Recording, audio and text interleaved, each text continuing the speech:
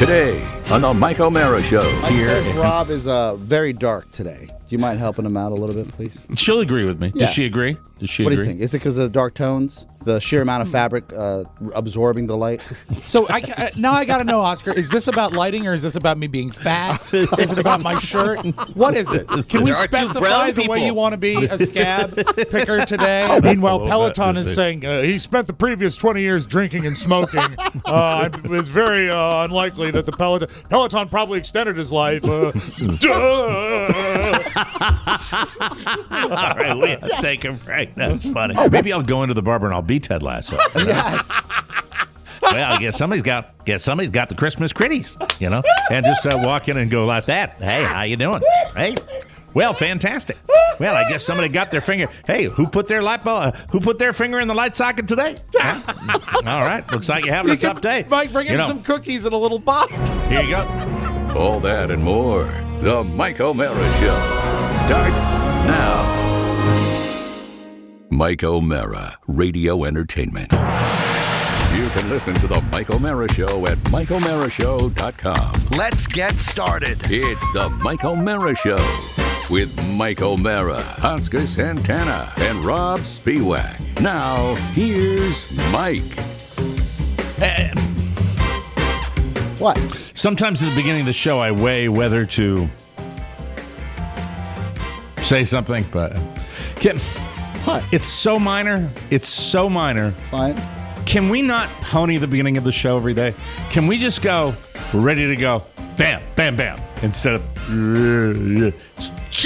it's just slow enough to it's like when you're... Okay, I got it, Mike. You know what? Tomorrow, Pony will actually turn the light on in his deep, dark control room. Yeah, we can do a and he visual will do gag. this. Yeah. He'll point. Yes. And then we'll do it. Yeah. Easy. Very good. Easy Well, peasy. it's minor, but I see what you're saying. It's I do too. Are we ready to fight? Is it just a little longer than it should be? Is it just a little... It's if you're about to fight. Fight. Right? And Fight. And then someone at the corner, like someone that just isn't rooting for you, says, good luck. Yeah. You know what I mean? It's Very accurate. Or, Mike, what would relate I know to me... exactly what you mean. Exactly what you mean. To relate it to me, and it was something we used to do each other in high school, is we would be in the wings if we were like at a rehearsal for a show, because I was a theater kid. We go, right. Psst, act. Right. It's like total... It would be like a director, and you've got the biggest scene of your movie day, and the director goes, okay, we're recording, and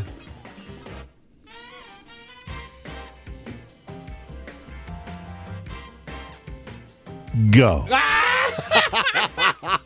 That's it. So tomorrow, no Pony, just point. Well, yeah, he just has to. His delivery has to be. When we come back, we'll be live. Yes, and then that's it. And that's it. That's it. We can correct it. And you know what? Look, Mike, I picked on him enough. That is so not minor. That's great. huge. It's got to be done great. right. Just that little. You're in Matt, the gate. what do you think? I think it takes time to start our various live streams. Here we go. Blah, blah, blah, blah, blah. We know fine. microchips you know what? in It's Silicon fine. Valley. Yeah, It's maybe fine. It's maybe fine. you can start the stream when you leave early from the fruitcake packing. Oh, You know what? he left early. Sick burn. I wasn't there, so I'll let Rob burn. Well, we'll get to all of this later, including my son, who's really got the Christmas spirit now. Let's bring in our talking head, shall we? Oh, good. Isaac Gonzalez. Isaac Gonzalez is a 40-year-old lifelong Sacramentan who is a loud and proud supporter of his California city. That's wonderful. He is married since 2009 to... But God, he doesn't look like he does look like he's out of high school, for God's sake. The boy's a child. Love his background. He has a daughter, Madeline. She's 10, and a son, my God. We'll get to your youthful looks in a minute. Son Ryan, 6, who basically doesn't remember life before COVID. Oh, that sucks. Yeah, right. He has 3 dogs, Abby, Marie, and Pete. Isaac owns Diesel, which is a consulting firm specializing in community outreach with a focus on cultural competency. Fun fact, Sacramento is one of the most diverse cities in America. Well, I like diverse cities. Yes. That's awesome. He is a weekend TMOS binge listener who started with us in 2002 thanks to the guys at the sign shop. Lots of sign companies like our show. He was amazed that James Gandolfini and Harry Morgan would be on a radio show like that. He has been with the podcast since day one. He is a bonus show subscriber and a fruitcake supporter. He loves Charlie. Who doesn't love Charlie? Yay, Charlie. Wee! Omicron. Oh, Charlie, have you been boosted, Charlie? What's that? Never mind. Isaac is an AFOL. Yeah. And he has an official AFOL title. I hope I'm pronouncing that right. Yes. Isaac does an impressive amount of charity and volunteer work, including being the drop-off lane guy at the elementary school. He will entertain some questions. That's done by teachers at my kid's school. Yeah. He loves the 24/7 TMOS live stream, and his favorite part of the show is that we show growth in our emotional maturity. As evidenced in older episodes versus today. Oh no. Yeah, True. I was angry for a while. And he once visited Sacramento's sister city in China. Intrigued? You should be. And now here's Isaac Gonzalez. Isaac, thank you for... Oh, my God. I was so busy looking at you, I didn't look in back of you at that incredible toy collection. Is that in your own home? Is that your toy collection, Isaac? Well, good morning, everybody. And yes, this is my toy collection here. You are in my home office. And thanks to the pandemic, I had more than enough time to set things up the way I finally would like. Yeah. So this is a small portion of my Lego collection behind me. I see Soundwave. I see Optimus Prime. Oscar, you must be so jealous. Fantastic. Oscar I'm not can't jealous. stand right I now. celebrate this man. Wow. Jeez. And then you've got a AFOL mic. Would you like to take Oh, my a guess? God, it's a two-shot. Look at that. Here's the, Two-shot. well, actually, I have a 3-shot set up in here, but this is a great This game might- for some really I love good this- videos. So make This sure you watch might that be video. Man. this might be the best. Look at the Mike O'Mara logo on the Sir, monitor up there. Would you like to fly to Mike O'Mara's house in Florida and build this for him? Yes. Unless he wants to sell his house. I mean, this is a small fortune right here, but absolutely. I would love to Fair come out enough. to Florida. Fair enough. Wow, Yeah, look Mr. O'Mara. at That's wonderful. that. Very impressive. This is your home office? This is in your domicile? Yeah, so I live in a pretty small house here in Sacramento. It was built post-war for the GIs coming home, right? You know, we had a big housing boom. There was not enough places for people to live, and this was farmland. This was actually a hop field where I lived, built in 46. It was a small 2-1 when we bought it in 08, and now it's actually a 3-2. We did a major remodel project right before the pandemic, thank God. Does that mean 2-bedroom, 1-bathroom to a Yes. 3-bedroom, 2-bathroom? Okay, very good. Exactly. That's exactly what that means. Did you really And I'm not in my know that? office. Hold on a second. I just verify. I've never heard the phrase before. I did noodle it through. I think everybody figured that out. Yeah, 3-2 and a 2-1. 2-1. Yeah, that's exactly what that means. What else could it be? What else could it be? It could be a jackass sitting next to me at a table. Do you Who guys knows? have the lights off today, by the way? No, Are the lights off are in on. your studio? Yeah, lights are on. Yeah, beautiful. You here. seem Rob seems like he's in the dark. It's just the Rob color doesn't of my seem lit. screen. Do you mean It's the mentally contrast. or? You know what? I am so obsessed now with how good you look. You don't do a podcast every day, do you, Isaac? Not every day, but actually, I did start doing podcasts in 2011 and did it for a while as a consultant. And I used to do them remote. And, you know, at home, I am on a board today. I do have a microphone. So this room originally was my podcast studio, but I don't do podcasts anymore. I like listening now. I don't like making them anymore. I mean, it looks so good. Beautiful. In there. It really And does. The video Thank you. is just so, it pops. Well it truly, done. truly pops. Gorgeous, and gorgeous. Rob looks like he's, he's Hal Holbrook in All the President's Men standing next to the pillar in the Timely garage, you know? Follow I'm the money, serious. Look at, am I the only one looking at your shot? I am. Yeah, Rob is. Look, I don't want to be rude, but Yes, you do. I It's mean, all you live for. look at the shirt he's wearing, for God's sakes. Love the You know what I two mean? shot here that Isaac's It's got. just Yes, That is Isaac so got. again, this is my garage, and it's about 10 feet wide. I don't know why. In 46, did they make cars small? Because you can't really fit a car in here. So I turned it into my office years ago. Luckily, it's got sheetrock and all that. But, you know, the pandemic, right? The pandemic provided time to Wonderful. do projects. Mhm. And Absolutely so gorgeous. You this just gave was me kind of like haphazardly put together. Oh my God! You just gave me the idea. You just gave me the idea. Build a Oh my studio in your God! garage? Yeah. The garage. Yeah. The garage, The man. garage. You'll never hear the lawnmowers out there, ever. That's right. We can soundproof it. Please. No. And then I could put a golf simulator in there. That's the way we want to do, right? Oh my God, my ideas. This is what the podcast. It's next level. it is stuff. about the pie. Oh, shut up, It's about Oscar. his simulator. He's always wanted. No, I'm just Starting fights first thing in the morning. I love it. Oh man, TrackMan, and anyway, let's get back to you. That you just got me thinking. I mean, that is just so very cool that you're in that room. I think that's fantastic. And in such a small house, we try to make every square inch of this house fit. It was 1,000 square feet when we moved in. It's about 1,400 now. But with the 4 of us people and then 3 dogs, it's not a lot of wiggle room. And on the pandemic, we were right on top of each other. It felt like for a long time. Thank God we did the addition. But you just got to make the most of what you have. And like I said, I think that is years. so cool. And we always talk about space Mike here. says Rob is very dark today. Do you mind helping him out a little bit, please? She'll agree with me. Yeah. Does she agree? Does she What agree? do you think? Is it because of the dark tones? The sheer amount of fabric absorbing the light? So now I got to know, Oscar, is this about lighting or is this about me being fat? Is it about my shirt? What is it? Can we There are two specify brown the way people. you want to be a scab picker today? Because Isaac, I just want to know where I can we? focus. love We you. have a guest. We have a guest that Not I'd like my to fault. talk to. He's the jackass I that know. started it. I know. I just thought.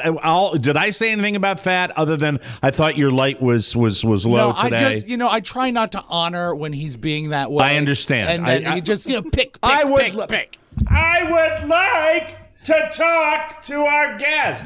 Oh, hold on. There's legs. Is that There's Shannon? legs over Yeah, there. Shannon's walking around. I hate to we can take ask, a moment. Do you have any singles? That is a fit woman right there. Yeah. Anyway, back. I'm sorry, Oscar. I apologize. No, she's back working to on you, the lighting. Isaac. Back to you. So your youthful looks. You look. Obviously, people have told you before. You're the father of a 10 and a 6-year-old. A 10-year-old. But you look like you're a freshman in college. What is the deal with that? Have you always been youthful? Is there a lot of sympathy out there for people who say they hate being told they look young? Because I'm not crazy about it. I mean, I walk into a room. I walk into the. I hate it, and then I don't hate it. But I walk into a room, and people dismiss me right away. Hey, Junior, how you doing? What school do you go to? What you up to? Wow. Sometimes you get mistaken as a high school kid. And yeah, I'm 40 years old. I'm 40 freaking years old. Oh my God! When I signed on with him for his pre-interview, the first thing I said, and it's not polite to say, "God, how old are you?" And I actually stole a joke from him. He said he sleeps in Tupperware every night. So, if you were in Hollywood, you would be. I mean, my God, Yeah. that would be career extending right there. But yeah, I mean, you have. You know what? I'm going to tell you something, and I can imagine being 40. You've had it all the way through your 30s, and now you're 40. But I will tell you, as you get older, it will be something you enjoy because I think that will be cool. Have you ever sported any facial hair? Have you ever tried to? I've done the full beard, the flavor saver, all that. That does add on a couple of years, obviously. But no, I like to keep it clean. Like to keep it tight. Okay, There you go. all right. Congratulations. Well done. This. You're an Mike, interesting guy. You Yes, were right. go ahead. You're right. There was a light out. You knew it. You knew right Thank away. you. you're Thank like- you very much. Yes. Thank you. I appreciate it. And nobody here in the eyes. studio knew it at all. No. How do you know down there and we don't know up here? Isn't that a big question? It's called paying attention. Thank you. I'm sorry, Engaged what was that? in the moment. What So I read your job, and Diesel is a consulting firm specializing in community outreach with a focus on cultural competency. I'll start with that. Please to explain cultural competency, because I have no idea what the term means. No, thank you. I appreciate that. It's something that people obviously don't think about a lot. But so I work in the community space, helping out different nonprofits and other organizations that work with people from different socioeconomic backgrounds. And a lot of the times when cities will go out or other organizations, they'll neglect to think, hey, how does a single mother of two, get across town to go to a board meeting to discuss a subject that's really important to their children? They don't bring into the cultural competency equation, how do people actually engage? So what I do as a consultant Why are you is hold on. I'm sorry, I'm Isaac. sorry, and I thought What, you would see it, Rob, Mike. the non-listener of the group. What is it? Mike, You can't be a because professional. My wife was trying to get. she slithered across the console. But there was a wonderful message being given. And Rob, you gotta read the room. Like he's literally talking about something super important.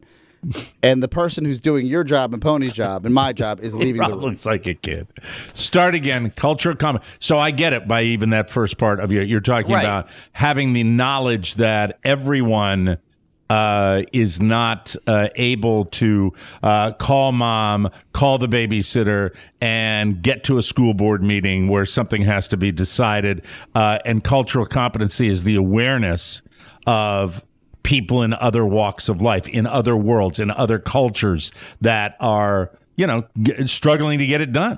That's absolutely right. And, sometimes the barriers between participation are physical, where literally it's on the other end of town and you don't have transportation and you can't get there. Other of the times it's about trust.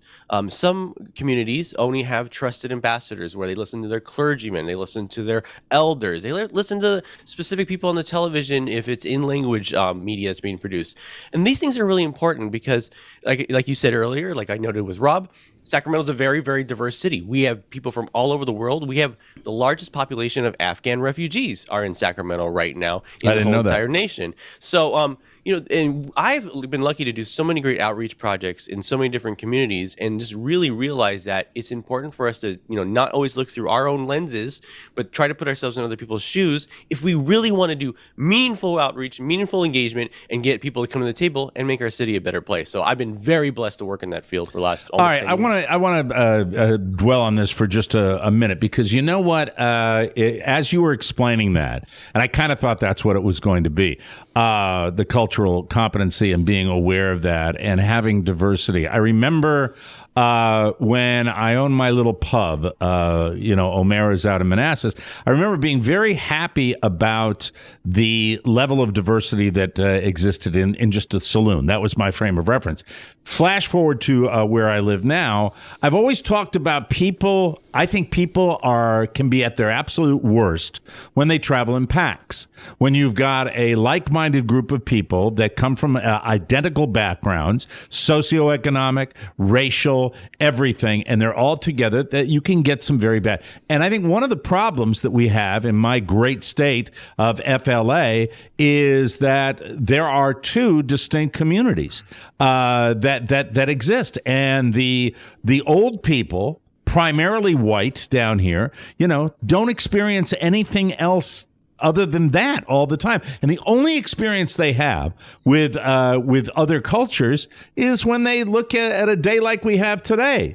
They are, I live in one of these gated communities. They're putting mulch down. They have hundreds of people in the community today that are doing that. And that's it. And I think that's why you get this just ridiculous attitude people have. And, I'm sorry to go off on this for a second, but my old man just always said back then, and he would have been well over 100 years old. He said the only way that things are going to get better in the United States is if we do this.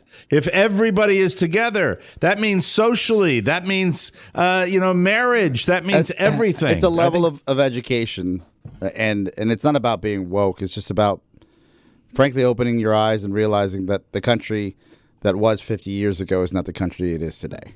Right. And it's going to continue to become more and more diverse. Yes. And I just think people my age have to wake up and smell my voice kind of quaver there like an old man. My age. And the great news is once you begin to accept this diversity and welcome it and embrace it in your city, excuse me, I'm getting over a cold.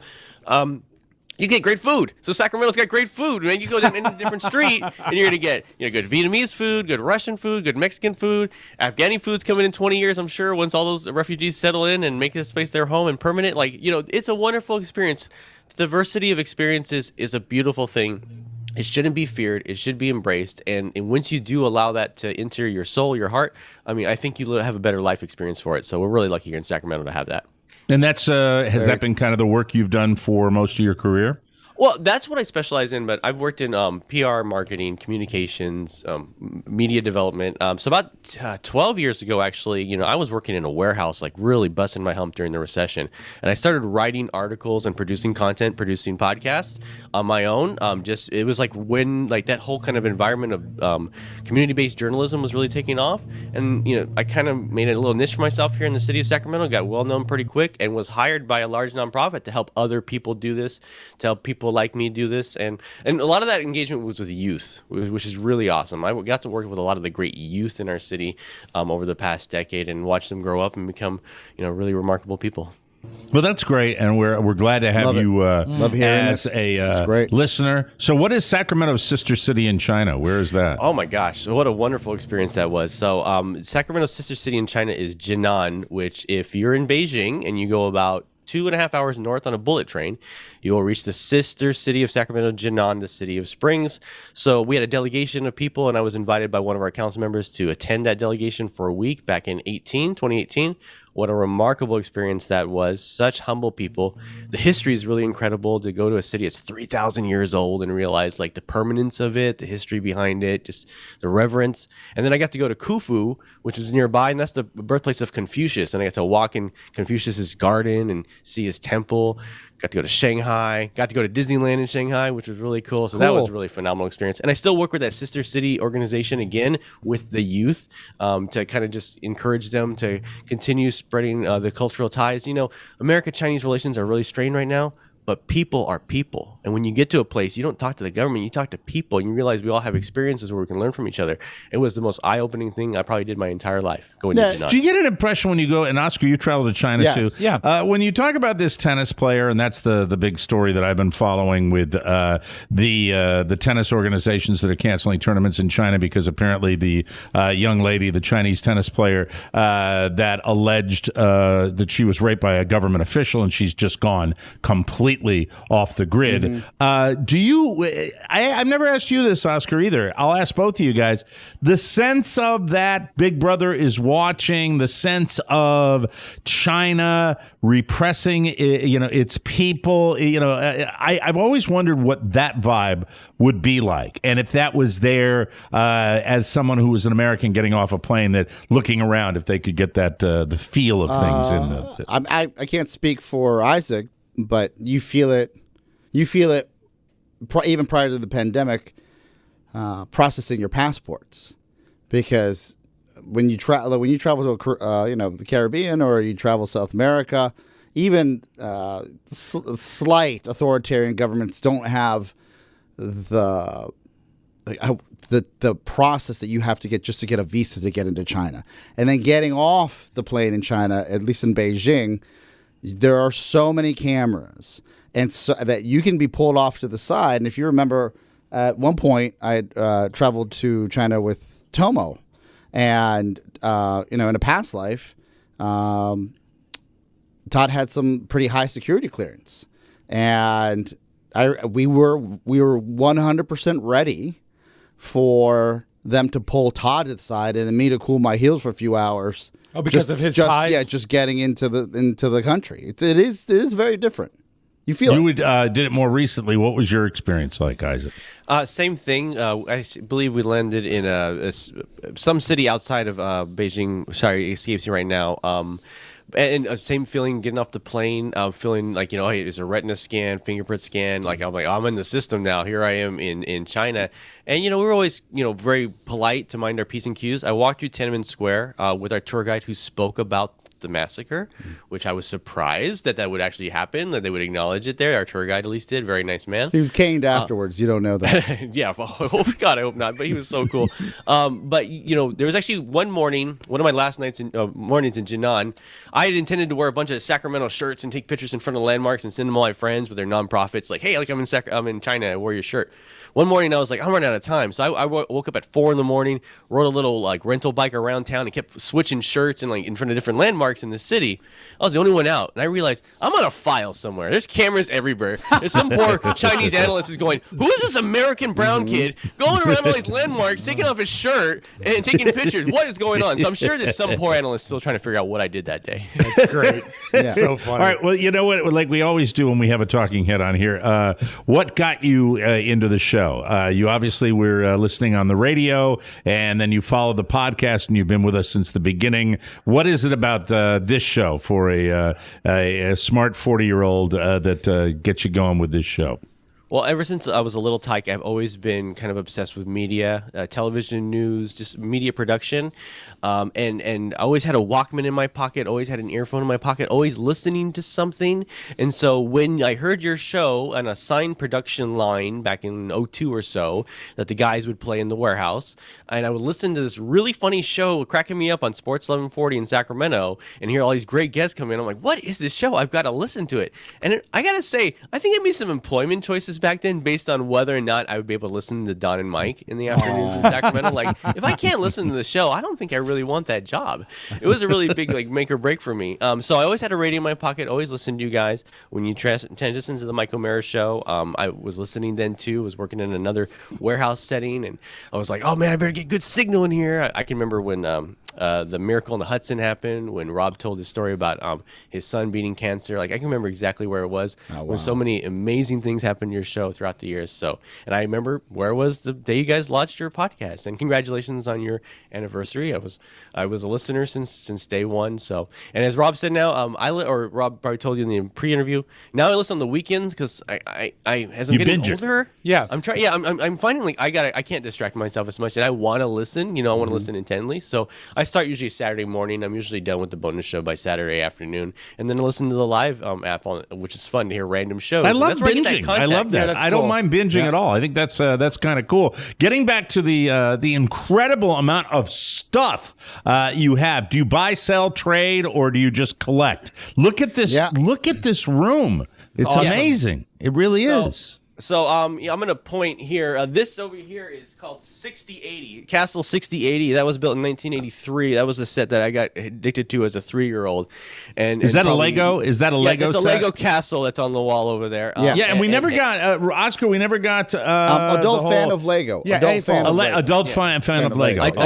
I just zoomed in on it a bit so you can see it a little more. I've seen that Statue of Liberty Lego. I've seen that all over the place. That's pretty cool. So when my daughter was about 4 years old, she got a Lego set for her birthday. And it woken up something in me. I came out of what many AFOLs call their dark ages, where I suddenly realized, hey, I'm an adult with disposable income. I want to build again. And I kind of got on a tear. And enough time went by that I found out we locally have a Lego club. It's called an RLUG, a Recognized Lego User Group, which means they're sanctioned by Lego officially. They're recognized and they receive support from Lego. And I'm not the best, sophisticated custom builder, but obviously I have a collection. But I'm really good at running a meeting. And so within a certain amount of time, people said, you should run this thing. And I was like, okay, sure. So I've been the president for almost 4 years now of this club. And we do really big displays at toy fairs and conventions, which is a lot of fun.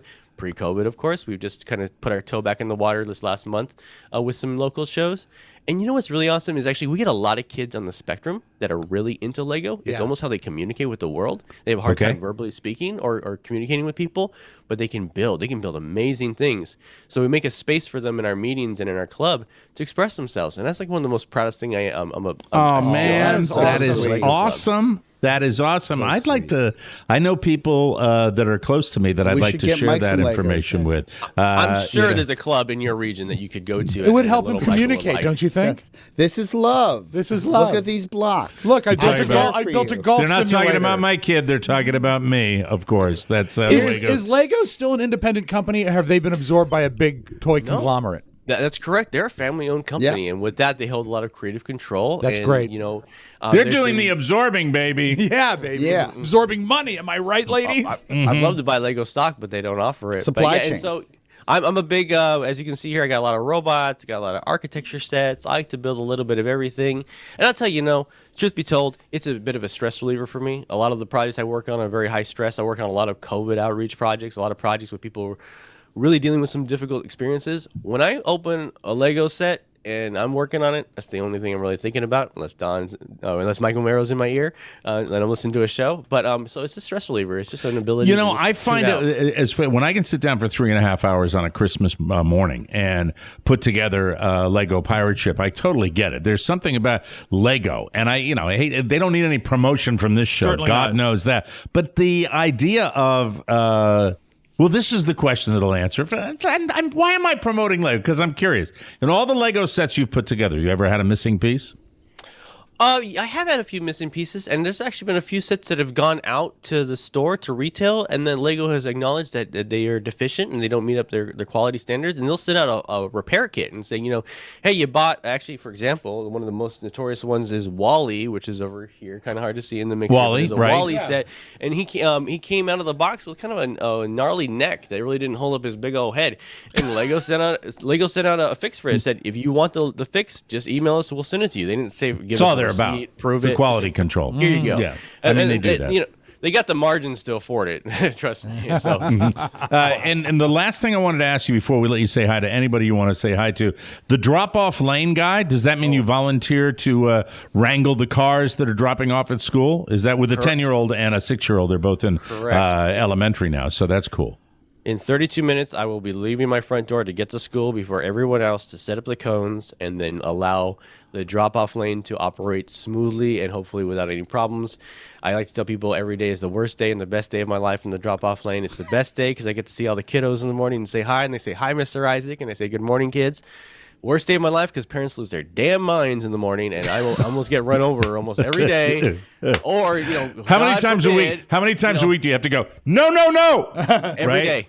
Every day at least once. And I got some helpers out there. I got some buddies. I mean, I'm kind of the main wrangler. But every day we're screaming our heads off at some parent who, yesterday seemed to know how to do it, but today they've lost their damn minds and they can't do it today. So do the teachers? So the teachers just chill. They're in the back. They're in there having their third cup of coffee while you guys are out front doing all the work. Because at my kid's school, it's the teachers that stand up front. We got 8 of them that man the sidewalk, and we drop off in pods. You get a group of 9 or 10 cars. They stop, discharge the kids, and then they move on, and that's how it works. Is it all volunteers at your school?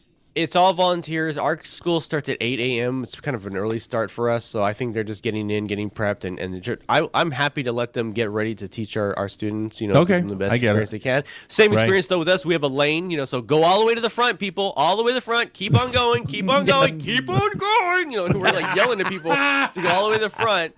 And then get them out quick. Hurry up! Don't chat. Don't dawdle. Just get on out of the car. No, you're a good dad. You're a good dad. That's awesome. I love doing it. Isaac, you are fascinating to talk to. The Talking Head segment, I say it every week, but it's always so much fun. Anybody you want to say hello to before we kick you out of here? Well, I want to say hello to my neighbor, Brett Sheen. He actually lives just a few blocks away from me, but he has gone to all the Las Vegas shows. He's a big, super fan of you guys. Cool. So good morning, Brett. Hope you're doing well today. And just my kids, obviously, Madeline and Ryan, love you guys more than anything. And just anyone who's listening in Sacramento today, in 2 months, it's my birthday. I'll be raising money for the YMCA again on my birthday like I do every year. So go to isaacbikeride.com in February to raise some money for the YMCA, just like I do every year. Awesome. You're a good guy. Good talking to you, man. Yeah. Thank you so much, and continued this was the best thing ever. Success. Oh, you were wonderful. Thank you very much, Isaac. Merry we Christmas, appreciate that. Isaac. That's Isaac Gonzalez, everybody. That was fun. God, I love the Talking Head segment. We got to take a break. When we come back, we've got the homepage and more fun and more thrills on the Mike O'Mara Show. That was really, really cool until, Rob was laughing at the inappropriate time, but that's okay, Rob. We'll have more fun. I apologize. This year, spend the holidays with America's favorite family. It's a Cerrito Family Christmas, featuring the whole Cerrito family. Maureen Donahue Cerrito. Who wants Christmas cookies? Jimmy reciting a holiday classic. Was the night before Christmas and all through the Buffalo Wing. A visit from cousin Paulie Cerrito. Forget about it. The adorable Cindy Lou Cerrito. Santa Claus, is that you? And who could forget the tiniest Cerrito, Pony Tim. God bless us, everyone. And a special musical appearance by Ozzy Osbourne. I'm the Prince of Darkness. A Cerrito Family Christmas is brought to you by the TMOS Holiday Shopping Center. Everything you need to deck the halls, trim the tree, and gifts for the whole family. Shop Target and Walmart by clicking the Holiday Shopping Center banner at MikeO'MaraShow.com. And from our family to yours, we wish you Happy Holidays! A Merry Christmas, everyone! Welcome back to the Mike O'Mara Show, brought to you by Stamps.com. If you're looking for ways to skip the trip to the post office and dodge all that holiday shopping traffic, why not save time and money with Stamps.com? Stamps.com lets you compare rates, print labels, and access exclusive discounts on UPS and USPS services all year long. Whether you're selling online or running an office or side hustle, Stamps.com can save you a ton of time, money, and stress during the holidays, especially during the holidays. You can access all the post office and UPS shipping services you need without taking the trip and get exclusive discounts like up to 40% off USPS rates and 76% off UPS. If you spend more than a few minutes a week dealing with mail and shipping, Stamps.com is a lifesaver. You'll save so much time and money, you will wonder why you didn't start sooner. This is what I want you to do. Save time and money this holiday season with Stamps.com. Sign up with promo code TMOS for a special offer that includes a 4-week trial, free postage, and a digital scale, and no long-term commitments or contracts. Just go to Stamps.com, click on the microphone at the top of the homepage, and enter the code TMOS. And we thank Stamps.com for being with us a long time. Rob, you used them for the fruitcakes, right? Not only did they get all the fruitcakes out in a timely, wonderful manner, they also held our hand with a couple questions we had. Their customer service is above reproach. They were fantastic, and thank you to Stamps.com. People are going to start seeing fruitcakes today. Oh! And that is because of Stamps.com. We love you, Stamps.com. We love you, Stamps.com. All right. From the four corners of the World Wide Web and into your digital device, it's what you need to know. This is the homepage. This is the homepage, ladies and gentlemen. And Barack and Michelle Obama are the most admired man and woman in the world. That is according to an annual poll by YouGov.com. They also topped the list last year. The top 10 most admired men are Barack Obama, Bill Gates, Chinese Premier Xi Jinping, blah, blah. Peng. I admire him. Yeah. Xi Jinping.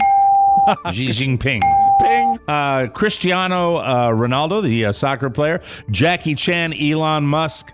Lionel Messi, Indian Prime Minister Narendra Modi, Russian President Vladimir Putin, and Chinese billionaire Jack Ma. Did you just sort of gloss over Jackie Chan being in the middle of the most admired men in the world? I believe this is a numbers game. This is a population game. Numbers. Like Barack Obama, he does all his own stunts. Jack Ma. That just sounds like somebody that Jackie Gleason. Jack Ma! Ladies and gentlemen from Miami, Florida, Jack Ma! Jack Ma. Top 10 women. Michelle Obama, Angelina Jolie, Queen Elizabeth, Oprah, Scarlett Johansson, Emma Watson, Taylor Swift, former German Chancellor Angela Merkel, Malala Yousafzai. I don't know these people. You don't admire her? And Priyanka Chopra. They are the women, if you cared about that. But it's nice that no one does. Don't be chauvinistic. Come on. I'm not being No, I talked about everybody, not just the women. I wasn't being a chauvinist. But when you said there was a tone to the women. I didn't mean to have a tone. I'm just doing, I like that the top of both lists is a power couple. Yes. If you'll notice, I try, and I'm trying more and more to balance my. What's on your phone? What's going on? What are you doing? I'm battling out with Matt Bloom about his responsibilities. What's going on? Is there a problem? You guys have been twitching. No, there's no problem. Is everything looking good on the show? Everything is looking great. And everything's sounding good? Quick sidebar. This is what drives me nuts. I asked politely to Pony. I say, hey. All right, hold. This is not homepage, so I'm stopping the music. I say. All right, thank you. And look, this is therapeutic for me. Yes. So thank you for asking, Mike. Thank you. I asked the Pony. I say, hey, man, like we've had this conversation about the lights a zillion times. Can we please, for the love, I feel like I'm taking crazy pills. I'm writing him this during the show. And then he writes back, he goes, yes. And I'm like, yes, what? What does that mean? Did I miss something? Is there something I can help you out with? And then he says, I have never missed that light. So he's equating being accountable to the responsibility because he's never missed this light, but he's missed other lights of the 8 lights in the room. I understand. And it's driving me up the wall, and I was writing him a sweet note. He said, this is the perfect example of you holding yourself accountable. You give yourself outs because you say that light and not this light, and because there's I understand. So I understand. please excuse. Yes. So now you got that accomplished what you were going to do on text. Yeah, so He's now hearing it's you done. right now. It's done. Pony? Noted? Noted. Okay, thank you. It's like focusing all the ships that weren't the Arizona at Pearl Harbor. That's fun. No, and you look good now. You look really good. Thank You look you. normal. It looks like a normal. Yeah. Well, lit good to show. normal is sort of a step down, but I'll take it. But when someone literally tells you, but I've never Right. missed that one. I totally understand. I understand. You know, this floor is not completely clean. Well, I've never missed that particular tile. Yeah. Can't you focus on the part of the floor that I did mop? Yeah, I get it. Oh, the You music. express Mike. yourself Start well. Do the you feel music. better? Thank you. I feel better. Thank you. All right. So I try to build the homepage from kind of the normal, interesting, dignified stories occasionally, and I'll work myself up to something that's not. Something that might be embarrassing even to share on the news. Sort of an inverted pyramid. Yeah, now we're kind of making this is what I would call a transition story. As we go into a little bit of the ridiculous, but it's not. It's a legitimate news story. All right. Seems like the kind of thing that can only happen in cartoons, but it happened to Flavor Flav. And, he's kind of cartoonish, so maybe it makes sense. Flav was driving through La Tuna Canyon near L.A. yesterday. It means the tuna. When rain caused a boulder to roll down the side of a cliff and smash into the front passenger side of Flav's ride. This is bad luck. It did a good deal of damage to the car, but it could have done a lot worse. Flav says he, quote, came very close to death and is super grateful to be alive. No word on whether that giant watch protected him from his clock that he wears around his neck. So, The boulder almost cleaned his clock. Another transition story. Here we go. A study looked at how many A study looked at how many injuries different types of toys have caused over the last 5 years. This might be good for Isaac and fathers and mothers out there. All the A-folds. Scooters. Really? Scooters, like the ones made by the brand Razor, have caused over 190,000 injuries since 2016. I hope Opie and Anthony are okay. That includes injuries to kids. This is a very inside line. They used to, didn't they run around with Razor scooters Yes, all they the did. time? They loved it. They loved it. those. Balls are next with 108,000 injuries. That includes footballs, baseballs, every other type of balls. So the fact that scooters have racked up almost twice as many victims than balls is pretty impressive. I thought for a second balls might have been the injury. No. Okay. Well, I'm sure, though, for the ball. I've tripped over an electric scooter in the city, at a crosswalk. Because They're dangerous. Yeah. You'll stop and then you look around because you're looking for cars And people, yeah. Right. and then someone will have stopped. And this is what happened 2 weeks ago. Stopped in front of me, left their scooter there, put the kickstand up, and I'm not thinking they're going to put it in the middle of the leaving the sidewalk to the crosswalk. Right. And I stumbled onto the street. The city. The city. In the city. You could have been one of the 190,000. That could have happened, And I was like, should I sue Bird? I don't have time. Moving on. Thank God a boulder didn't fall on you. Two cars, toy cars wheels. rather. Toy cars like Hot Wheels are next, followed by building sets, choking hazards. That's the reason. Frisbees and boomerangs are fifth, followed by games and game parts, dolls, action figures, everything. But really, scooters are far and away the At worst number toys 11 that you have is in there. Little Baby COVID. It was also a very bad toy to have. Yeah, it's a cute little character. It's called Omicron. Ketchup. Who is the most into ketchup in My here? father. Your father loves ketchup? My father, I love ketchup. On just in the case that he runs out, he will impulse buy ketchup at the grocery store. And I've seen his pantry, and there'll be like bottles of ketchup in a row because he's scared to run out. I only like it on recent fries. poll, Rob. What's that, Oscar? Fries. I'm sorry. French fries and maybe a bad steak. You know hamburger what? needs it. Well, hamburger for me and French fries. Yeah. I can enjoy it. A recent poll asked people about some unusual ketchup pairings. I'll throw these out at you. I'll start with 9 because it's the worst. Yeah. Cake. Oh. 1% said they try it on cake. No. Number 8, meatloaf. 73%. Yeah, that's what all day. meatloaf is essentially a All day. hamburger, so All I day. go with that. Yeah. Popcorn. Ever try ketchup on popcorn? Anyone? Yeah.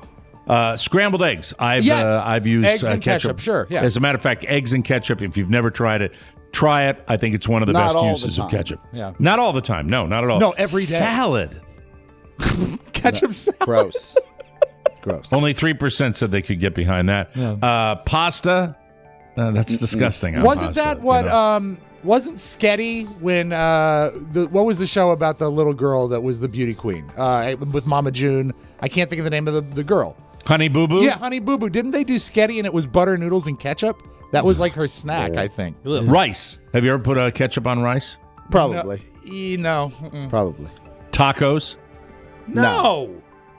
38% of people for tacos, so not a lot. 37% of people said grilled cheese. They would put ketchup on grilled cheese. No, because you're trying to approximate. A tomato bisque? Yeah. What you want is tomato soup, and they're trying to approximate that. But you know what? Do without. All right, I have successfully transitioned now to, well, how about my mouth works too? Okay. I have successfully transitioned to the story that I'm not proud of today. All right. I share this because it's been all over social media, and I share it with you now. The lady's name is Stephanie Motto. She's a hottie. She's from TLC's 90 Day Fiancé franchise. Yeah, sure. And she is now selling her farts in jars. This is nasty. Yeah. This is where the shock jock in me just will never grow up. Sure. Where I will never have dignity in my career. Yeah. She claims she made $45,000 in a single week off of her flatulence. In an Instagram video titled "A Day in the Life of a Girl Who Sells Her Farts in a Jar." That's a clever name. So dumb. But she reveals the tools of her trade, which include organic protein, beans, a protein muffin, yogurt, and hard-boiled eggs. Once she consumes all of that, she waits for... Who are you texting now? Did you get it out of your system? Stephanie Mata. This is an attractive young lady. Yes, she's very attractive. That's why. But all that stuff she eats, she waits for her body to gas up. Then she lets it rip. She puts flower petals in the jar because they, quote, attach the scent and make it last longer. I would only buy her farts if they came with ketchup. Each jar comes with a personal... Pretty. Let me see which one it is. Yes, she's very pretty. She's like super pretty. Oh, yeah, I know her each- from the Fiancé show. Yeah, I hate that Each show. jar comes with a personal note. Sure. Sucker. In a follow-up video, Stephanie said that the farts last about 2 days. And she thinks people want to buy her farts because she has a good personality and she's hot. Well, hold it. What does she mean they last about 2 days? What, do they go bad?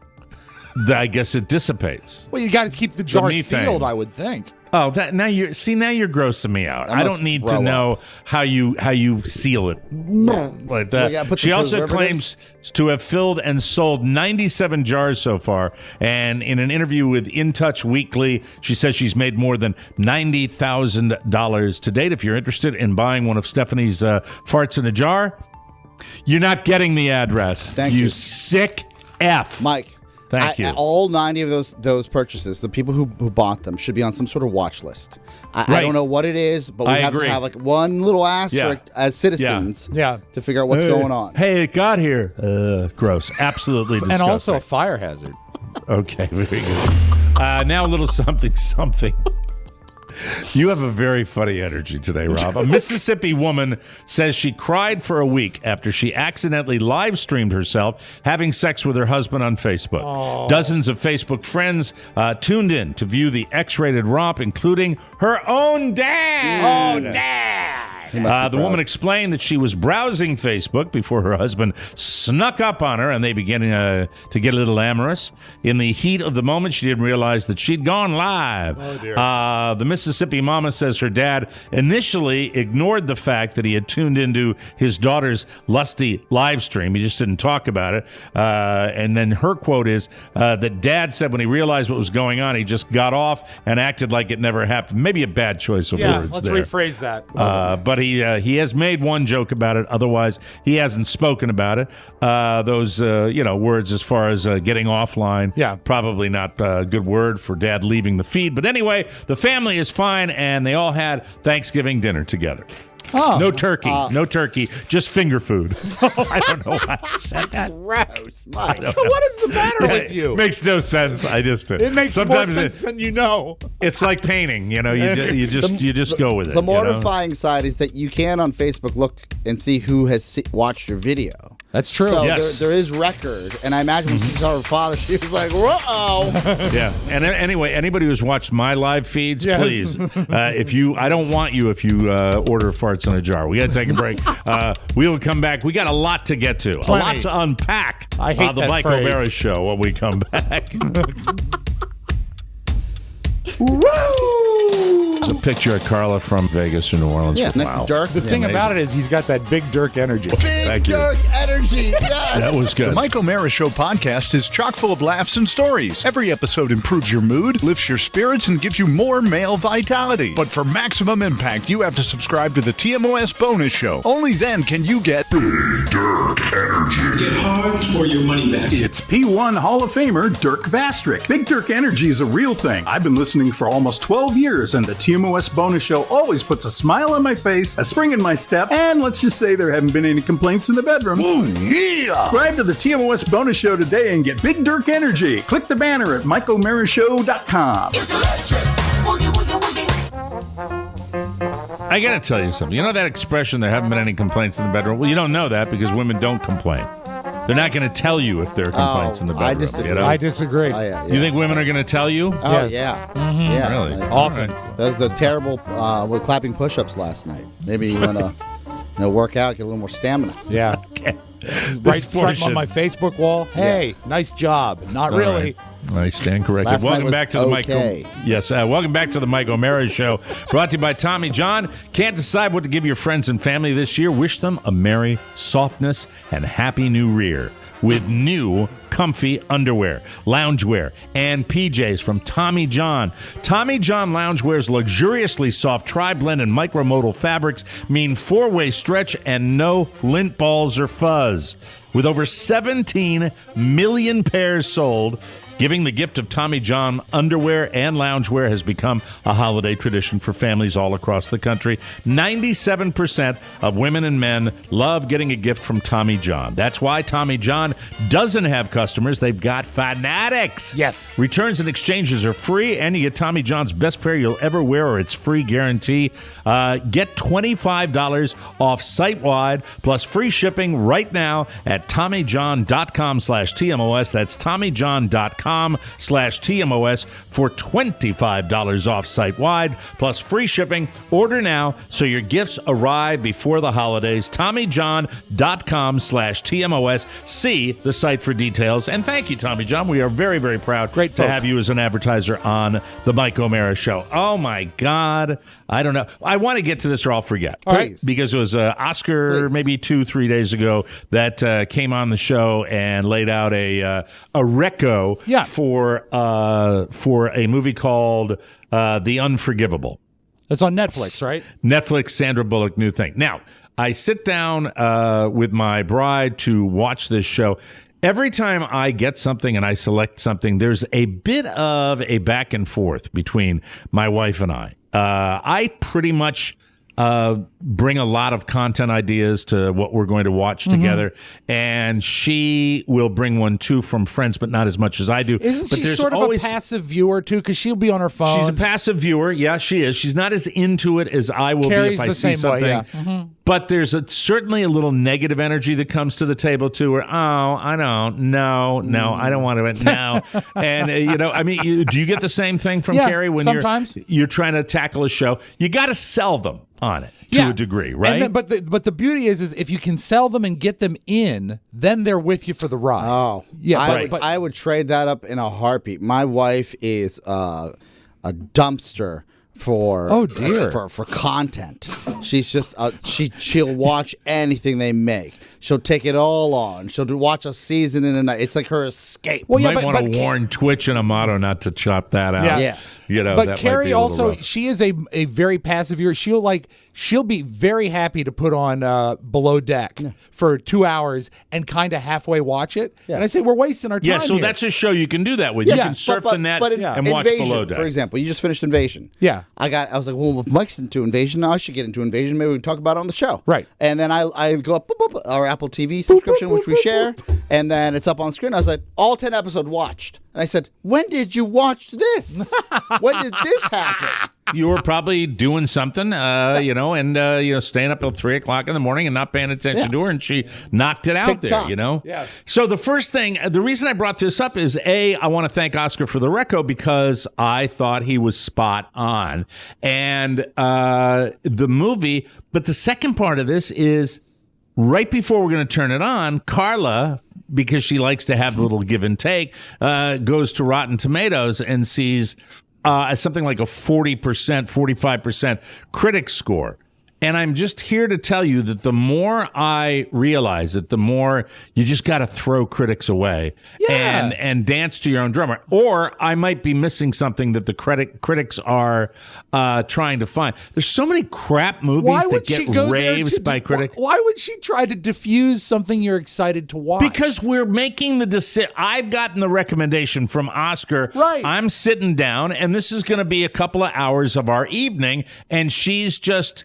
I got to sell it. I got to sell it a little bit. Okay, now. And then, you put it on for 5 minutes, and I just thought the movie was really good. Was it great? No. There's some holes in the suspension of disbelief. There's some plot flaws, but nothing over the top. And Sandra Bullock, I think, is a compelling actress, and Oscar felt the same way. Yes, it was dark, but I just loved it. I really enjoyed it. I was compelled. I was interested. I feel like Rotten Tomatoes at times, if it's, and this is not, and you know my politics, Mike, this is not an indictment on being respectful or open-minded or looking for the right themes. This is an indictment on if it's not happy, and if it's not woke enough, and if it's not compelling enough, if it's just a good movie, Rotten Tomatoes won't get on. The critics will not get on their soapboxes and scream about it. They just. What is the old phrase? And it goes way back into the 40s. Is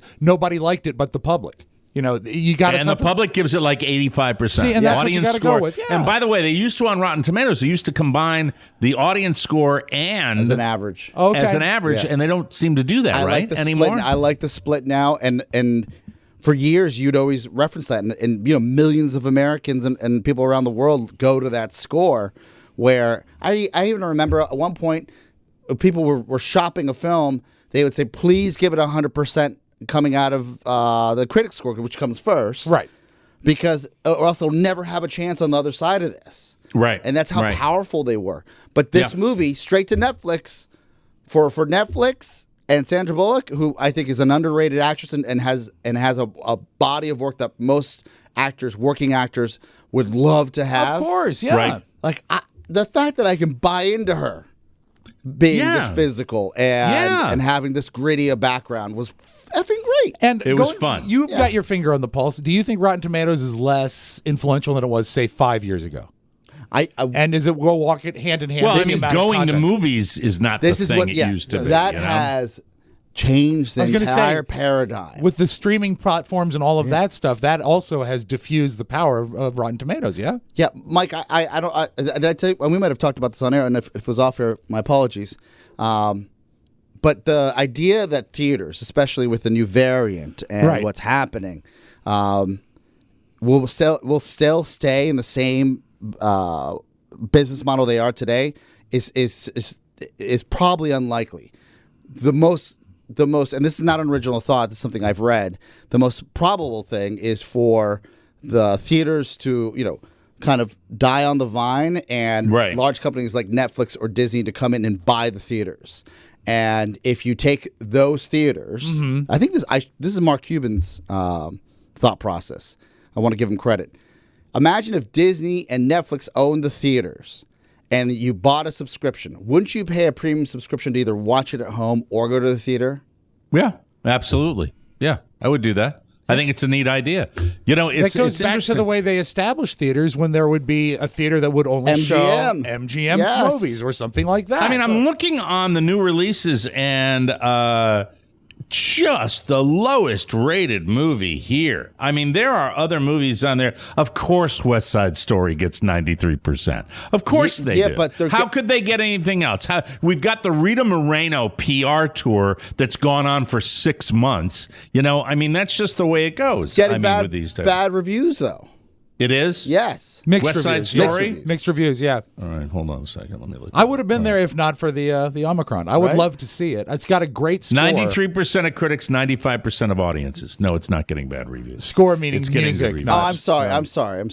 Is it the music or... No, I was going to say, based on the music alone, I think you've got something that is viable. I'm just curious to see what it does with it. Maybe it's the box office, Mike. I saw a terrible, I think they made like a horribly disappointing box office, but still number one, but no one's going to the movies. So it all has to be taken with a The only movie I can find here that is getting a lower score than The Unforgivable is Resident Evil, Welcome to the Raccoon. That's the only movie that I can find that's getting lower. Mike, it's but to be fair, as far as 2021 goes, it's the best raccoon movie out there. Exactly. Mike, did you say 93% West Side Story? Yes. That's from 1961. Oh, the new one. And it's coming soon because it hasn't come out yet, right? No, it dropped last Friday. It just dropped last Friday. Yeah. It did. All right, hold on. So it's not top box office. Let's say, sorry about that. You know, I've got to... Let me see. Are they building a house? I know. Very busy day in the... No, that's the first one that comes up, so I see what he's saying. That is so great. Well, you know, that movie does deserve West a high Side Story rating. 2021. Let me check it, Oscar. Yeah. Please. No, 93% and 95%. 2021? 2021, yes, absolutely. Jesus. Yeah. 261 reviews, 93%, 95% with 1,000 plus verified ratings. By the way, because The Unforgivable is getting such crappy reviews by critics and a better audience score, I reviewed it. I actually reviewed it and said some good things about it because it's just interesting. All I want is a movie here's what doesn't hold my interest. All right. Empty plot, bad acting, bad cinematography, all those things. I'll jettison. But if you have an interesting character development and it's, it has a level of credibility to it, I'm fine. And by the way, this movie crafted because it's got a little plot twist in it too. It's very interesting. Yeah. Come on. Well, she chooses good projects, so this is what I'd like. I would love if you check this movie out because Oscar and I are standing behind this movie. Yes. If you check, Rob, I'd sure love you to take a look. Okay. If you and be honest, if you think it's a clunker, because a clinker, we've got a clinker. Let me know. We got to take a break, but let me know if you like this movie because I'd really like to know because I'm really smelling a rat with this ridiculously low number that it's getting, and it's not that bad a movie to get that kind of a horrible score. Spielberg is running a smear campaign. No, I'm not talking about West Side Story. I'm talking about The Unforgivable. Yeah, but he's smearing The Unforgivable so people go see West Side Story. Go to the theater. He's evil. No, he's not. All right, anyway, we'll be right back. I'm dreaming of a Mike Christmas. I just bought the TMOS bonus show. That's it. Back to you, Mike. Who was that? That was Rick Schofield. I love it. Just breathe. I thought Rick had a band. He plays music. I don't know if he's in a band or not. It was a solo. Yeah. But that was a solo effort. That was interesting. Pretty. Welcome back to the Mike O'Mara Show. What the hell was that? I like it. Hey, it's new. It's interesting. Yeah. Something that, I love it when I haven't heard it before. This portion of the program is brought to you by Public.com. Have you ever noticed how difficult and confusing it can be to start investing? There are so many barriers to get started, especially with crypto. That's why Oscar and Rob joined Public.com. They can start small with slices of shares and then invest in what they believe in. In what they believe in. It's what they believe in. Not, hold on a second. We invest in what we believe in. What is so cool about Public? Imagine they can start small with slices of shares and invest in what they believe with any amount. No. Believe in with any amount? I'll fix it. I'll fix it. Pay the man. What is so great about it is imagine you have like a Facebook feed, but it's just people offering insight to what to do, and then you can share all your information. Buy the dip. Yeah, exactly. Yeah, absolutely. When you invest on public.com, you're never alone. Choose from thousands of stocks and ETFs, along with 10 popular cryptocurrencies, and public.com takes your privacy seriously. They don't participate in payment for order flow. That's when brokerages sell your trades to third parties. Instead, public.com routes your trades to the exchanges directly, so there's no middleman. Public.com invest with confidence. Start investing with as little as $1 and get a free slice of stock up to $50 when you join public.com today. Visit public.com/TMOS to download the app and sign up using the code TMOS. That's public.com/TMOS, code TMOS. Thank you. Wait a minute. So is it public.com? You use it twice. Yes. You use that to log in, and then you use the code. Okay, let me just double check that. I want to make sure I've got it right. Yeah. That's public.com/TMOS and code TMOS? Exactly. Yes. All right. Throw an also in there and also the code TMOS. Okay. Valid for U.S. residents 18 plus, subject to account approval. See public.com/disclosures, not investment advice. And fix all of that. Of course, that would be helpful. Welcome back to the Mike O'Mara Show. Ted Lasso, sorry, late to the party, wrapping it up again with the show, coming over to the fluffy side with the program. I think it's just I don't know if I'm going to last. You will, with Lasso. and I'll tell you why. Because they have done, and I've said this before, and I'll just restate it briefly, done the most amazing job on Ted Lasso of any show in the last 20 years of creating a palette of characters that you care about. Okay. And you're going to stay caring about them through the entire run. You're going to care about them at the season finale. And also, the mood that I get when I watch Ted Lasso, and I've rewatched some of it, it has an Andy Griffith Show vibe, that it has a positivity that is going to make it last as far as a creative entity. Because the Andy Griffith Show still holds up 60 years later. And I think Ted Lasso God is the knows same we way. need that. Yeah. God knows we need that. But I do think it's valid to say they have to be careful to be not over sugar the cotton candy. They walk the line, but they always seem to stay on the line. I like him going dark too. I like him going a little dark. I do too, because that works for me. It was based. I like that. What the thing that threw me at first, and I'm not done yet. I want to warn you. Okay, about that. Okay, I'm not going to say anything about plot, but I was anti-Lasso when it came out. When I found out it was based on a series of fake Saturday Night Live style promos they did for NBC Sports. That was a character event. And I said, well, you can't build a sitcom on that. That's horrible. But I think he has gone deeper and found sort of the inner cookie of Ted Lasso. And when you talk about, there is a certain darkness, there is a certain sadness that balances the sweetness.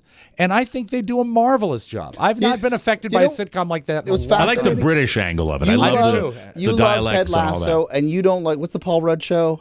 The Shrink Next Door. Right. So I hate that. It's not that I hate that show. It's that I think that I just have trouble with the overplaying Will Ferrell. One of our friends and production partners, Ann Pasmanic, was in. She listens to this show. She's a big fan. She's super supportive. Awesome. She stopped me and said, "I think if you look at the show in a different manner, that it's based on a true story. The Shrink Next Door. Right. It'll give you a different perspective." I did not know it was based on a true story. And actually, there's a podcast that is almost a documentary. Yeah, podcast. All right. I mean, it's not. I'm not going to put the nail in that. And Will Ferrell. The thing about Will Ferrell is, again, he is not the best part by far in that, but I think that the rest of it offsets it. The only other projects I like with Will Ferrell, I can think of two: Elf and The Producers. He's the weak link. Jackie Moon. But the projects themselves. You're not an great. Anchorman fan? Not really. See, I can't not laugh at Anchorman. Yeah. I cannot laugh. But you know what? At that. It's okay. But again, you know what I cannot laugh at too is my hair. This is a day without product after I get out of the shower, and I'm like, I can't do that again. I'm starting to. I look like, seriously. I slept in a refrigerator box last night. Yesterday you had a better hair day. I will say that. Yeah, I did. Yeah. I'm not. Look, you know what I'm doing? I went to the Angry Barber, and then I came back, and then I hacked at the sides myself because I was so frustrated. I don't know how you do that. Yeah, Mike, I don't want to go back because I don't want to go back to the Angry Barber again. And I'm not, because I thought it was a bad haircut. And I can deal with a bad haircut if somebody's super pleasant. But if you're angry and you're giving me a haircut, I don't want to deal with you again. And I'm talking about just pure, almost like masked rage between he should this watch person Ted Lasso. Yeah. Why don't I, maybe I'll go into the barber and I'll be Ted Lasso. Yes. Well, I guess somebody's got the Christmas critties, and just walk in and go like that. Hey, how you doing? Hey, well, fantastic. Well, I guess somebody got their finger. Hey, who put their finger in the light socket today? Huh? All right, looks like you're having a tough day. Mike, bring in some cookies in a little box. Here you go. Maybe if you and your mama sat down and hashed things out, maybe your emotions wouldn't get clipped, just the hair would. Anyway, I smell another bit coming on. There we go. Yeah, fantastic. But we'll see. So anyway, I'll be caught up. How many goddamn episodes are there? I'm on like 8. Seasons of 10, right? Yeah. All right, so I got 2 more Maximum episodes, and they're setting me up for that thing you spoiled for me. It's amazing, makes me aware of the spoiler more, because now I've just been looking for that the entire time. Well, the Sex and the City episode, the spoiler, right? The spoiler alert of Sex and the City? Yeah, for the new release. The new season. one? Yes. Yeah. No. Okay. Well, there's a massive spoiler which I'm not going to watch Sex and the City, even though I dated the lady that created it. For those that's all you need. That's all you've done. You've been there, done that. That's right. Just an afternoon with a star. She's old like me. So, in the second, again, turn your radio off. In the second episode, I knew going into this, because there's a big to-do in the business world, because a big dies after that's right. his 1,000th ride on a Peloton. And it is, if you're a fan, it is a pivotal scene in the show. But Peloton is out of their mind. Yeah, because they already have bad press. Right. The kids are being dragged on their treadmills. That's funny. That's funny. And Peloton, they had no idea this was happening, but they let one of their instructors on to be part of the show because they thought it was exposure for the show. So they got him. They bit him in the ass. Did you see the press release? Yeah, they turned around and put an ad like within 24 hours. It's a great business story. How do you turn around a message? The spoiler is something I knew as I watched my wife watch this next series. You knew that he was going to buy the farm? Yes. Yeah. And she's like sometimes she likes talking during shows, which drives me nuts. But I don't really care about this program. As he said earlier, Mike, she's a dumpster for content. and I like that Carrie Fisher is now a podcaster. That's fine. And then I'm watching this happen, and I see it's like watching a train. Carrie Bradshaw. Yeah, I see I'm sorry, the character. Candace Bushnell. Yes. Candy, you call her. Well, no, she doesn't like that anymore. And Big is about to die. And I'm watching my wife watch this happen, and I'm looking at her because you can't help but think of your husband or anybody else passing, right? Yeah. And what's the reaction you got? The waterworks, the blubbering, and I'm inside dying because I knew this was going to happen the entire time. You're selling this for those that don't care about the spoiler alert. Yeah. You're selling this because I'd be kind of curious to look in on it. Meanwhile, Peloton is saying he spent the previous 20 years drinking and smoking. It was very unlikely that the Peloton probably extended his life. All right, we have to take a break. That's funny. That's funny. Is that how they changed the message around? Yeah, that's it. They did. They talked about his previous lifestyle, but that the Peloton didn't kill him. Oh, that was a congenital defect. There you go. Chris Noth. Chris Knopf. I don't know why that's funny, but it is. We have to take a break. We'll come back with the Soundtown right here on the Mike O'Mara Show. Hello, this is Morgan Freeman, and a lot of people ask me, what is your favorite holiday tradition? Well, I'll tell you. I love to gather the whole family around and serve my favorite Christmas beverage, a big piping hot mug of mulled wine. That's right. Cinnamon sticks, spices, delicious. And if you drink 5 or 6 of them, you get a really good buzz. Then we have some edibles. And boy, does the high last a long time after that. Yes, there's nothing quite as nice as mulled wine followed by getting high with family and friends during the holiday season. Happy Christmas to each and every one of you, and make sure that you read the card when you open the gift, all right? Well, I know it's not a birthday. Just read the card. Happy holidays. Thank you, Morgan. We appreciate it. Morgan almost laughed during that. Yes, he did. The holidays, mulled wine and edibles. The holidays are all about coming together and creating the magic of the season. This year, KiwiCo invites your family to make the holidays a little more hands-on and a lot more fun, all while learning a thing or two along the way. KiwiCo is the one-stop gift shop for your kid and kids of every interest and age. Kids can discover the mechanics behind everyday objects, learn the science of cooking, explore new cultures, and practice new art and design techniques, all through seriously fun hands-on projects.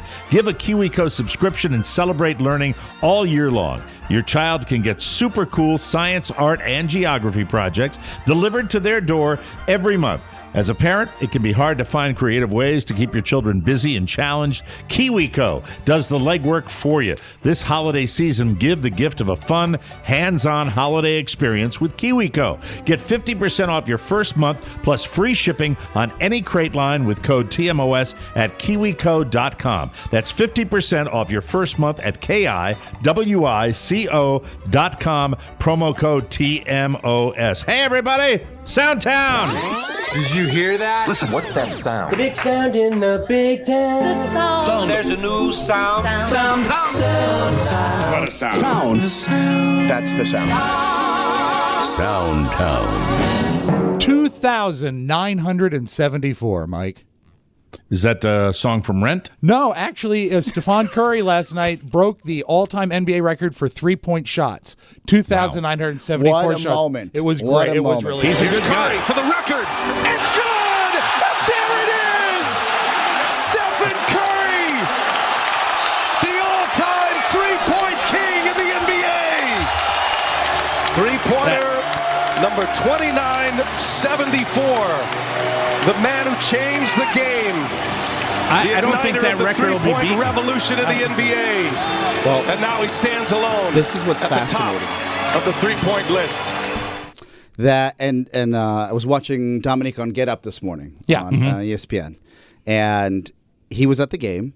He highlighted this from a marketing standpoint. Right. He said the NBA does everything right. They had the previous record holders there on hand for this. It happens at the Garden. It happened in New York. Couldn't have scripted it. And then they have the family. Everything is just laid in to get maximum exposure.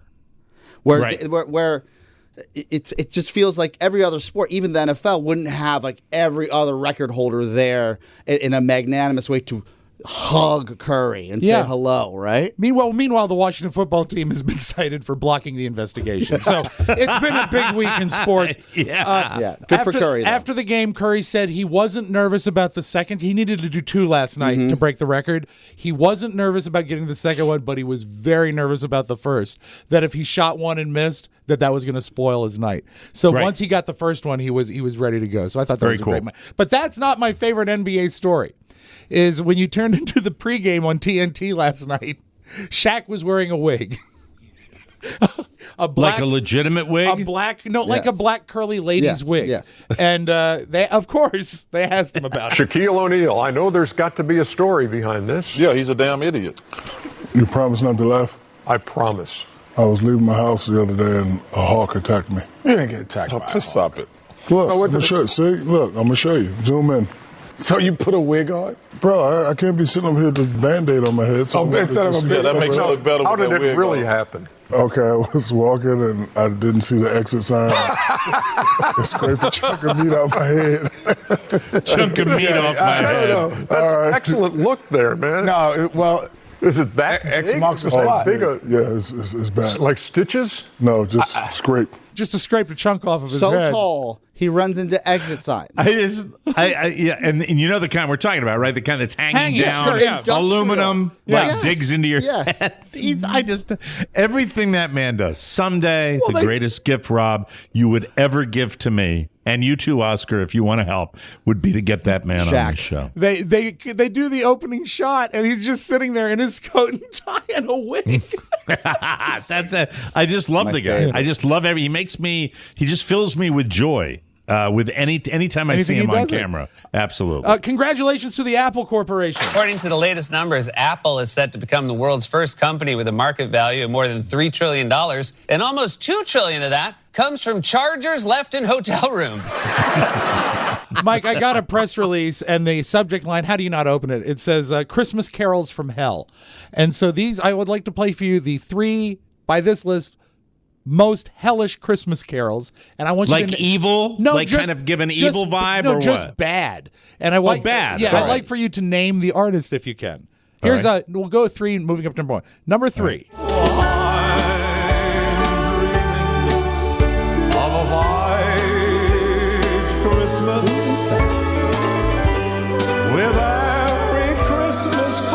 Slim Whitman. No, his voice should be higher. I'll give you that hint. I have no idea. Tiny Tim. The late Tiny Tim, Mike. Was that recorded late in life? I believe Tiny Tim's Christmas album might have been his last effort. Yes. Be wise. Not so tiny. No. Okay, moving on. Number 2. Come, they told me, Oh, God. I hate this song when it's done well. So Pee-wee? No. It's my son's favorite. Really? It might be my wife's favorite. Not so great. Okay, I'll give you a hint. American Idol. Our finest gifts we bring. Not a winner. Oh, William Hung. Exactly. Might give yourself a ding. You win. Thank you. You win. William Hung. That's it. Deep cut. All right. Thank you very much. And Mike, the number 1 Christmas Carol from Hell. Now the ground is white. Go it while you're young. Take William Shatner. Yes, he's 90. What's the song? It's Jingle Bells with William Shatner featuring Henry Rollins. And Craig, you'll take the lead. Are we not in the Christmas spirit? I may be tomorrow. Okay. Tonight. What happens tonight that makes tomorrow you in the spirit? I am taking the family to an evening performance. Michael will be up late. A 7:30 show down here at a local dinner theater called Holly Jolly Christmas. Now, is it the last time I went to a dinner theater, it was a Pennsylvania Dutch all-you-can-eat dinner theater. What kind of dinner theater is this? This may be the same company. Really? And I am not exaggerating. This has a Pennsylvania, sister operation. I know that. I know that for a fact. So is it like a review? Does it have a plot? What is it? It's the Broadway Palm Dinner Theater. I don't mind giving them a plug, Please. although they're giving me nothing. They're just making me overpay for tickets. And this was the only night where they had 3 seats at a table together where you go in and you get your chow, and then you have it's dinner and a show. Do you know when I was in New York for my anniversary, a lady on the street approached me and offered me a Broadway Palm. Don't you have a wonderful memory of going to see the Boston Pops during the holidays? I did with my that sister. was in Boston. When we found out my mom was going to be okay, and my sister and I came back together, and we're driving by, and her place is very close to where they do the Boston Pops, and we got a same night ticket, and it was so special. It was actually a very, very warm, touching moment with my sister, the only one I've ever had. Mike, don't you love when technology is used to advance modern conveniences and people really 100%. They embrace the modern and they use it appropriately? Yes. Here's a woman using Alexa for the best possible way. Alexa, CW Network, please. I couldn't find CW Network. Well, where can I watch the Waltons at? Here's what I found. No, that's cartoons. That's SpongeBob. I don't want cartoons. So, Mike, remember, when you're talking to Alexa, don't end your sentence with a preposition. Where can I watch the Waltons ad? Where can I watch the Waltons ad? Where can I watch them Waltons ad? Mike, that's all I got. And Alexa said, I could lie down and roll over for ye. There you go. Now leaving SoundCloud. Please come again.